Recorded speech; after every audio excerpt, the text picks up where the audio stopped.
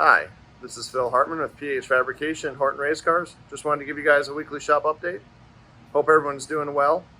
So I'm a little bit behind on the weekly shop update. Normally I try to do it over the weekend, but just realized it was Tuesday morning and hadn't done one yet. So I hope you guys all had a good Monday. So it was a busy week here last week, and it looks to be a busy week here this week. But on the Chevy Malibu, we made a little bit of progress getting the floor support all welded up. So you can see everything is welded. Now we still have to rosette the floor support to the tunnel or spot weld it. And once that's done, we can attach the tunnel to the rear section of the floor. And then we will start piecing together a tunnel to go over the transmission tail section. And once we get that all completed and welded into place, I can start making the custom floor pans. Now the plan with the floor pans is basically do some bead rolls, probably similar to the back section, just to kind of tie everything together. But we'll see how it all turns out. A lot of times I'll draw out a template of what I want it to look like, send a picture to the customer, see if they're happy, and if they are, we continue on. If not, we start over. But like I said, that's why everything's done on a template, and then I don't have to throw away any sheet metal. Now this car is going to be done in stages, like I've said in other videos. Basically, it gives it a look that the roll cage came in as a stock item to the car when you can put it together in stages, doing the floor and the cage. So that's why the cage is partially in and basically welded to the frame. So that part is done. Once I get the floor in, then we can finish up the cage. You can see we got the bar bent up for the funny car style cage there, and the seatbelt bar or the lower bar is all tacked into place. Now we still have to do some bars that are going to go forward through the firewall and attach to the frame rail up here. And we have X braces to put in the door area, and we still have some work to do back in the trunk, basically patching some sheet metal work, patching the holes up.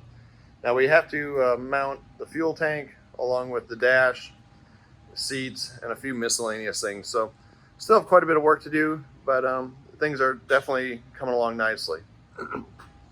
Over here on the 55 Chevy Gasser, this car turned out really nice. I'm happy with how it looks, and the stance looks pretty good. We may raise it up a little bit, but I think for the most part it's sitting pretty nice. So all the fluids are in it. Basically everything's done on the car except for the wiring. So hopefully this week, next week, I'll be able to get on the wiring, and we'll be able to get that knocked out, and hopefully back to the customer. Like I said, normally I don't do cars start to finish. This customer asked if we could go ahead and get it running, and that way when he picks it up, he can do a burnout in the parking lot, or maybe in his parking lot, but it'll be cool to see it running and drive it right onto the trailer. So a unique thing we did this last week, the customer asked to have a sliding window put in. Now, if you guys seen the movie Two-Lane Blacktop, this is kind of a feature you see on a car. Definitely something I've never done before, but turned out really pretty nice. We did an aluminum track down here, and basically we didn't take out any of the mechanism for the window. So if the customer down the road says, hey, I don't want the sliding window anymore, all I have to do is pop the track out, roll your stock window back up, and you're back in business. So kind of a unique setup, and something that we haven't done a whole lot of here, but anytime a customer brings us an idea, it's definitely something we try to accomplish and give them exactly what they want. Over here on the 68 Camaro, we got the 4-link back under it. Everything came back from powder coat. Looks really good. Can't say enough about Jimmy over at Vanguard. He nailed it on this one. And so everything's basically bolted up. We got to put fluid in the rear end, run the brake lines, finish a few miscellaneous things that way. Once everything's done here, I can set it back on the ground and get the wheelie bar set up.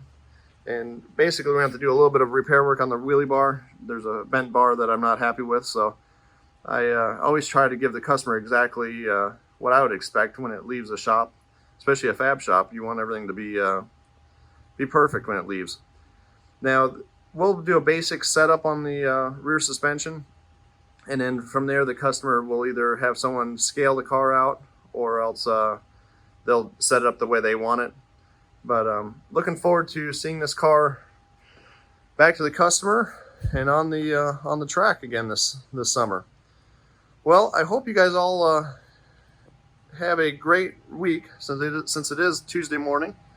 And I also want to say, if you guys have any ideas or things you want me to showcase a little bit more, please drop me a message, and that way I can kind of cater to what you guys want to see.